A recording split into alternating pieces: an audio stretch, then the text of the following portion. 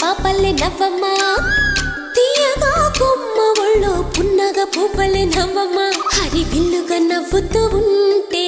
ఎండలో వెన్నెల కాయదా చిరు చల్లుగా నవ్వుతూ ఉంటే కొండైన వాగల్లే పొంగదా నూను మెత్తగా నవ్వుతూ ఉంటే ముల్లైన పువ్వలే తాకదా తొలి పొద్దుగా నవ్వుతూ ఉంటే రాయైన రత్నంగా మారదా